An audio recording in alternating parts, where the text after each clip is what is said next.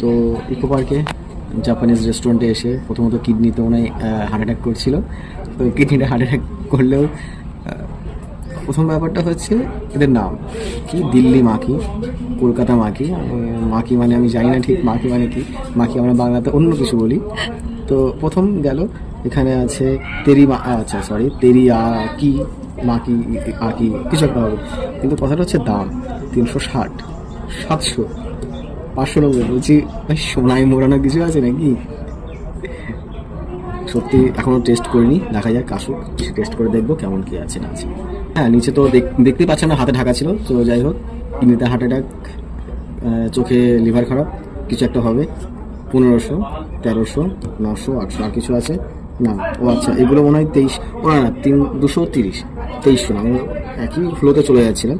কিন্তু কথাটা হচ্ছে এই যে দামগুলো, এগুলো কি আদৌ মানে খাওয়ার তো নাকি সোনায়